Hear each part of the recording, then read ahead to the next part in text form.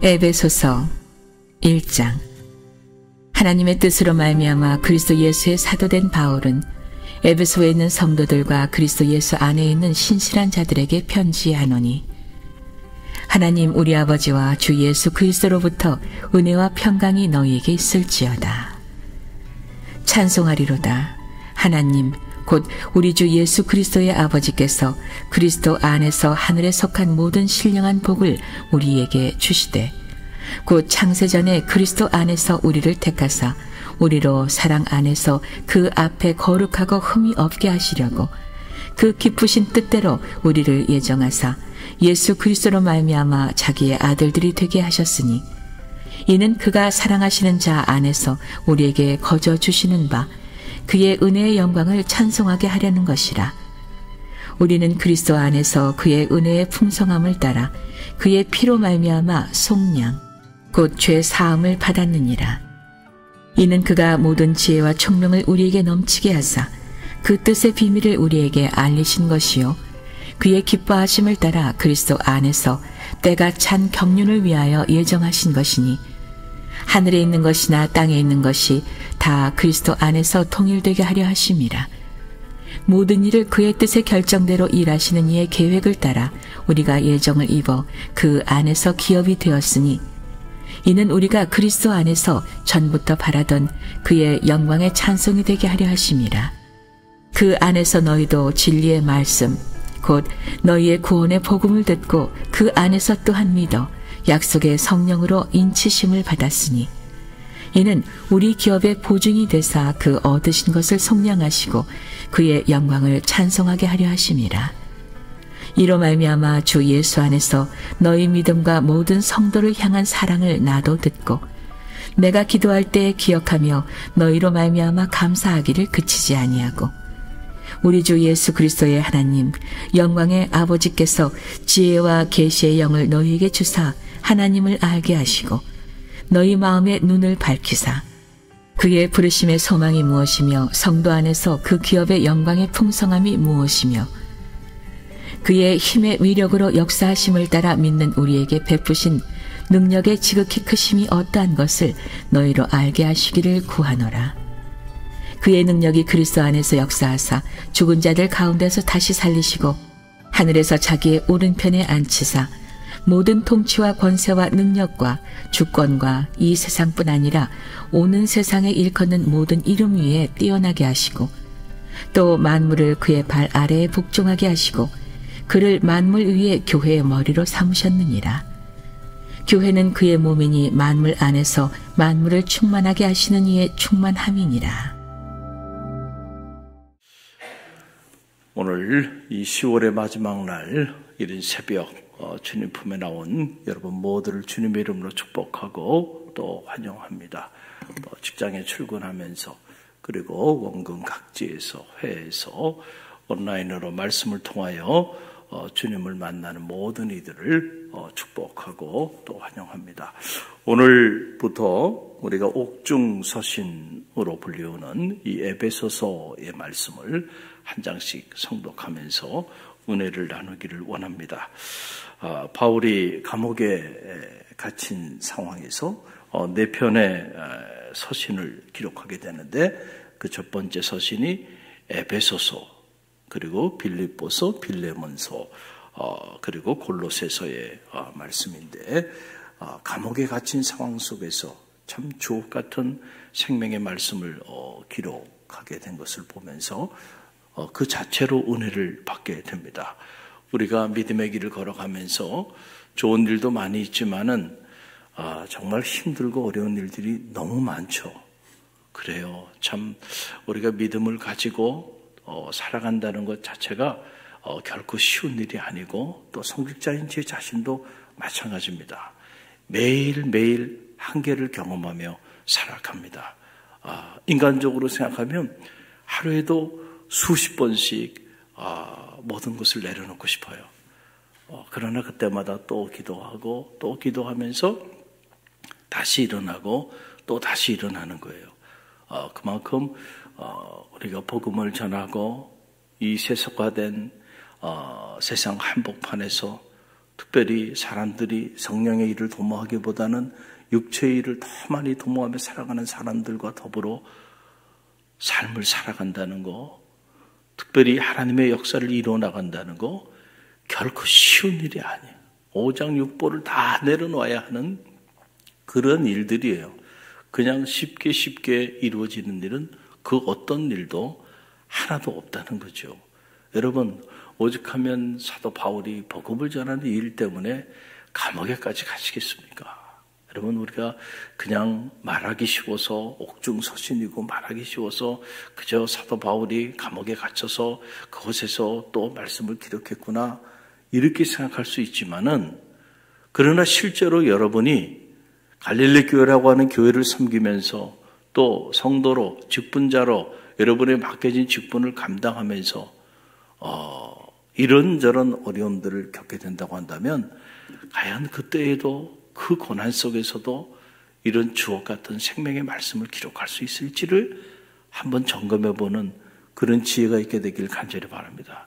우리가 옥중서신을 무슨 소설을 묵상하듯이 그렇게 묵상하고 있으면 안 된다는 거예요.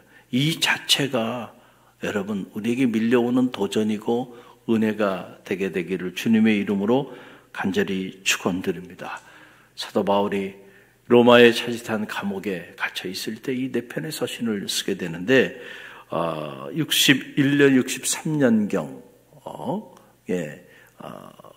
그 견우 기록을 하게 됩니다. 이 옥중서신의 첫 번째 서신이 에베소서인데, 이 에베소라고 하는 도시는 기원전 11세기경에 이렇게 건립된 그런 도시예요. 당시로는 이 에베소라고 하는 이 도시가 소아시아의 정치, 산업, 문화를 통과라는 그러한 그 문화의 도시, 정치의 도시, 상업의 도시, 교통의 요지였다라고 하는 거죠. 그런데 여러분 언제나 그렇습니다. 문화가 발달하고 상업이 발달하고 정치가 발달하고 여러분 그런 곳에는 영적인 역사가 불릴 듯 일어나질 않아요. 그런 곳에는 언제나 우상이 팽배하게 돼 있는 거예요. 오늘 우리 세대도 마찬가지죠. 여러분 경제가 확 활성화되고 세속적인 문화가 확 발전하고 그리고 권력의 의지에 사로잡힌 사람들이 정치를 추구하는 그런 정치가 흥황해지고, 이런 곳에는 육신적으로 보면은 참 잘 사는 도시가 됐고 또 번영된 도시가 된 것 같지만 영적으로 보면 가장 타락한 도시가 되어가고 있는 거예요. 우리는 이 사실을 잘 알아야 돼요.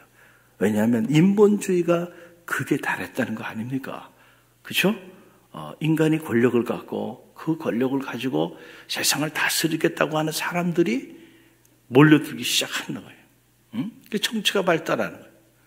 또 육신적인 배를 채우기 위하여 상업이 발달해요. 또 인간의 그 본성, 인간의 그 악한 그 본질을 문화적으로 극대화해서 이렇게 문화와 문명이 발달하면서 인간의 편의를 제공하기 위하여 이런저런 인간의 쾌락과 기쁨을 만족시키기 위해서 이런 인문학이 발달하고 이런 문화가 발달하고 다 인간을 위한 것들이거든요. 그래서 인본주의가 팽팽한 거예요. 영적으로 보면. 근데 우리는 인본주의가 아니고 신본주의잖아요. 할렐루야. 우리는 하나님의 뜻대로 살아가는 사람들이에요. 할렐루야. 그런데 언제나 인본주의는 이 신본주의를 거스릅니다. 그래서 육신적으로 보면은 참 고도화됐고 문명화됐고 그리고 발달되고 발전된 그런 도시가 당시 에베소라고 하는 도시였는지 모르지만 영적으로는 끔찍한 곳이었다는 거죠. 그래서 다이애나 대신전이 있는 곳이 어디냐면 바로 에베소였다. 그래서 각종 우상 숭배가 성행했던 그런 도시예요. 그런데 사도 바울이 이곳에 전도 여행을 2차, 3차 전도 여행을 하면서 무려 3년 동안 피를 토하면서 복음을 전합니다. 쉬웠겠는가? 생각해보면 절대 쉽지 않았을 것이다. 그렇죠? 그러나 그 3년이라고 하는 그 기간 동안에 피를 토하는 심정으로 복음을 전합니다. 아마 복음을 전하다가 두들겨 맞기도 했을 거고, 복음을 전하다가 모욕을 당하기도 했을 거고, 복음을 전하다가 미친 사람 취급도 받았을 거고, 복음을 전하다가 박해도 받았을 거예요. 우리는 생각하기에 마치 이 세상 사람들이, 믿지 않는 사람들이 우리를 환대해 줄 때 복음을 전해야 된다고 생각하는 경우들이 많이 있어요.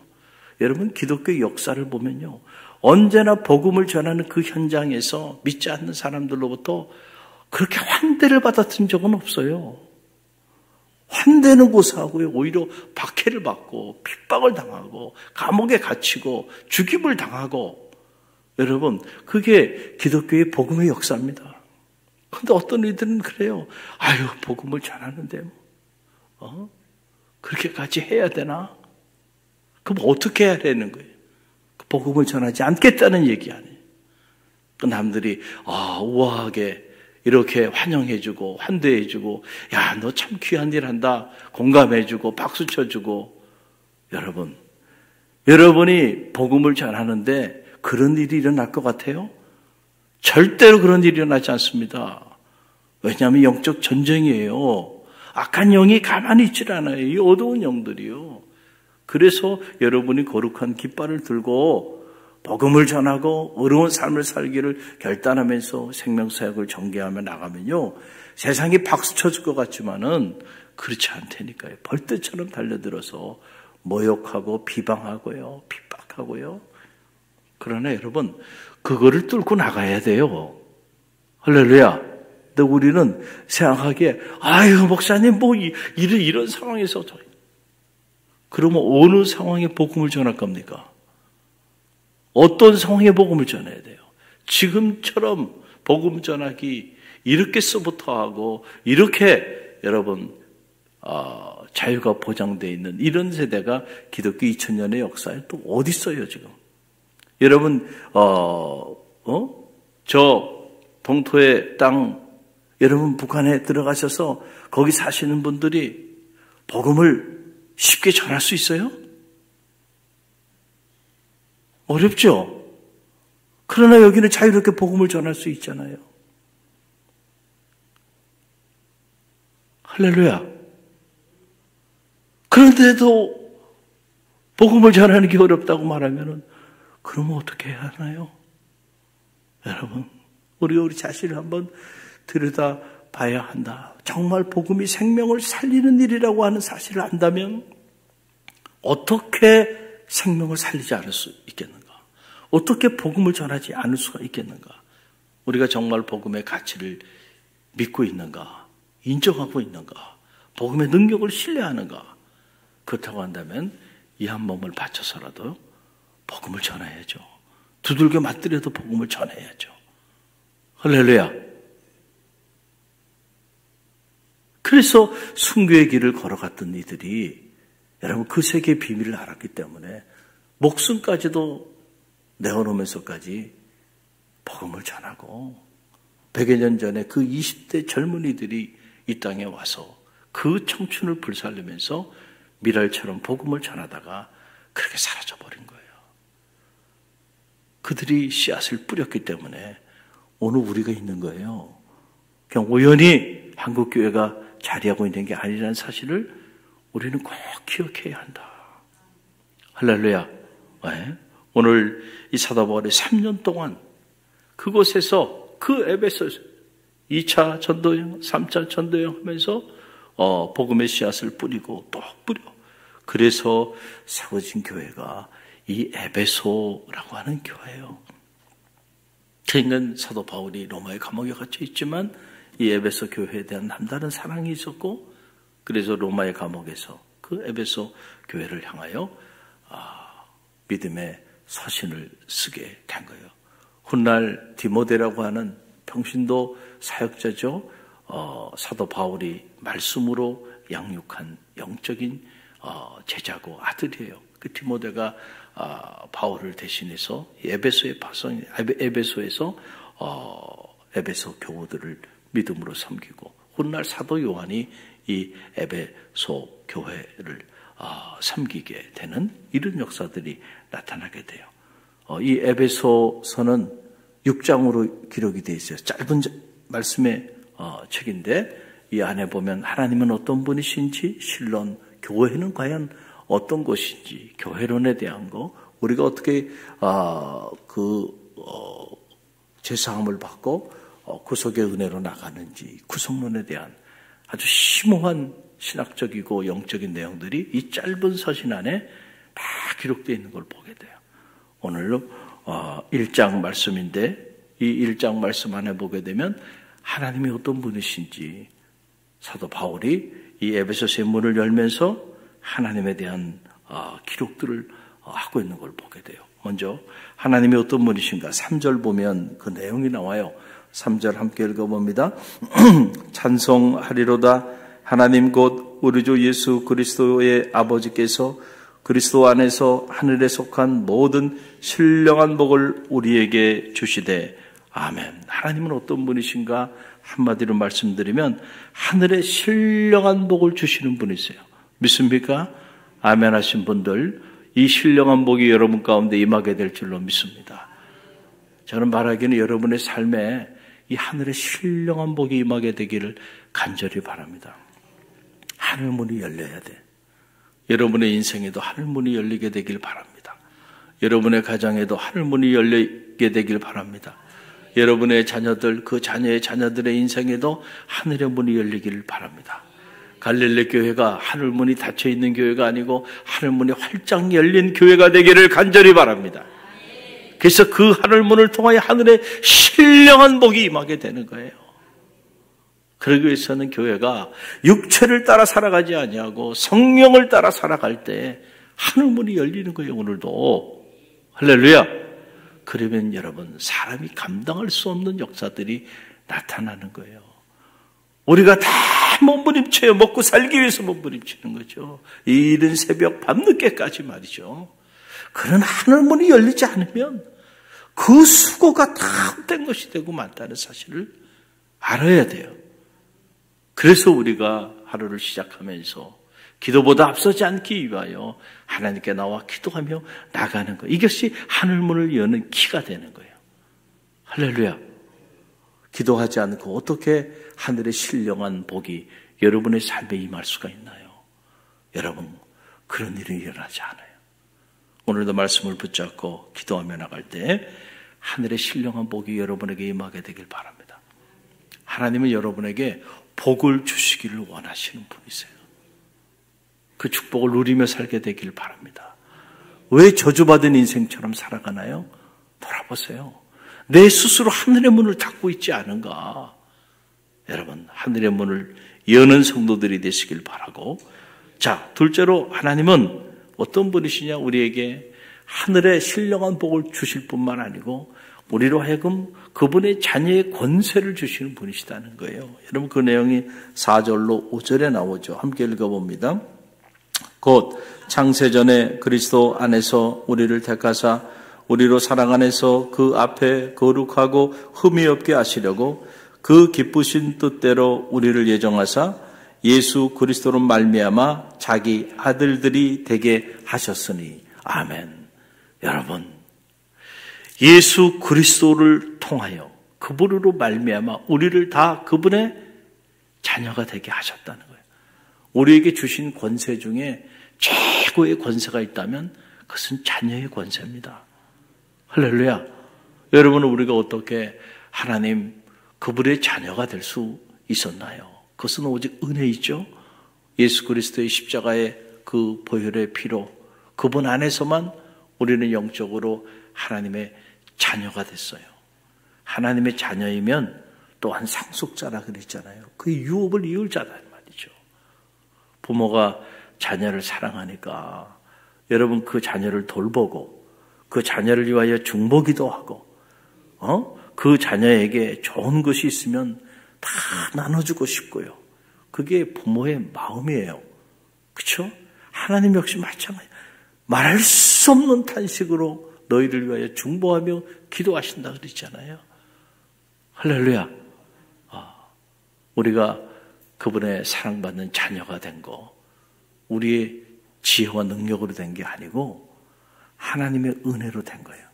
하나님은 우리에게 하늘의 신령한 복을 주시는 분, 하나님은 우리를 자녀 삼아 주신 분, 잊지 마시기를 바랍니다. 그 은혜를 기억해야 돼요. 배은망덕한 삶을 살아가면 안 돼. 인간도요, 은혜를 모르고 살아가는 사람이 가장 나쁜 사람이에요. 사람과 사람의 관계에서도요, 은혜를 알아야 돼. 은혜를 알아야 돼. 믿음의 길을 걸어가면서 마찬가지예요. 하나님께서 거룩한 교회를 통하여, 예수 그리스도를 통하여 우리에게 부어주신 은혜가 있어요. 왜 그 은혜는 지워버리나요? 우리가 그 은혜를 기억하면 은혜 의식 속에 사는 거야. 할렐루야. 감사는 그 은혜 의식을 가진 사람들에게 나오는 축복의 선물인 거예요. 그래서 감사하며 사는 사람이 가장 행복한 사람. 이제 11월 감사의 계절이 다가왔고 갈릴리 교회는 이제 119 감사운동을 전개합니다. 하루에 한 번 말씀 묵상하기, 하루에 한 번 감사 제목 적기, 하루에 9번 만나는 사람들에게 감사를 표현하기. 할렐루야. 이 운동을 이제는 쭉 11월 추수감사절까지 우리가 이 영적인 운동을 전개하며 나갑니다. 이제 한 해가 저물어 가고 있어요. 오늘이 10월의 마지막 날이고 이제 내일이면 11월입니다. 벌써. 한 해를 돌아보세요. 모든 것이 하나님의 은혜였어요. 할렐루야. 그 은혜 우리가 절대 잊지 마시길 바랍니다. 감사하며 나갈 때 또 하나님이 더 큰 감사로 역사하여 주실 거예요. 또 무엇보다 하나님은 어떤 분이시냐? 우리의 죄를 속량하여 주신 분이시다 라고 하는 거예요. 그게 7절에 보면 나와요. 7절 함께 읽어봅니다. 우리는 그리스도 안에서 그의 은혜의 풍성함을 따라 그의 피로 말미암아 속량 곧 죄사함을 받았느니라. 아멘.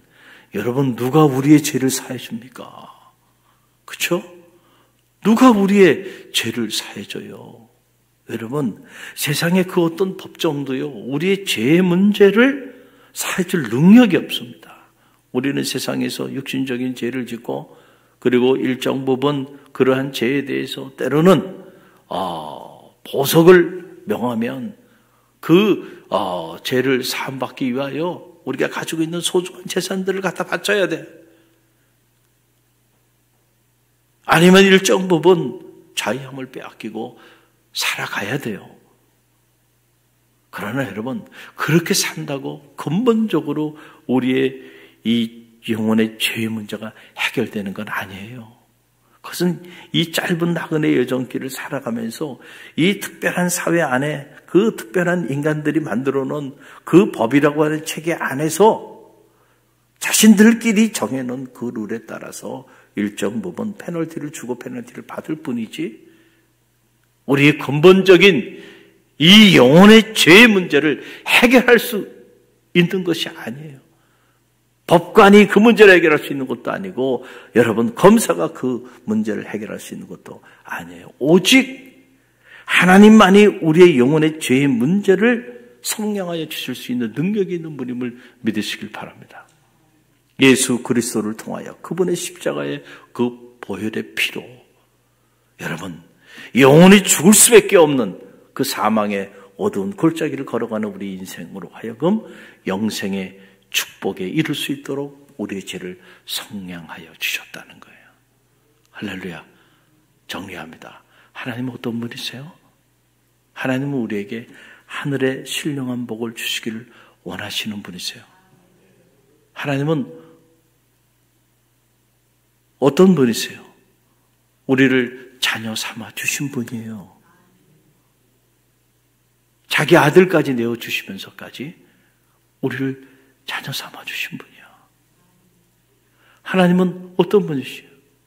우리 힘으로 도저히 해결할 수 없는 이 죄의 문제를 자기 아들을 내어주심으로 자기 아들을 그 고통의 자리, 고난의 자리에 내어주시기까지 함으로써 우리의 죄를 성량하여 주신 분이 하나님이세요.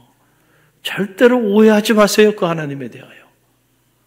그 하나님의 은혜를 절대로 잊지 마세요.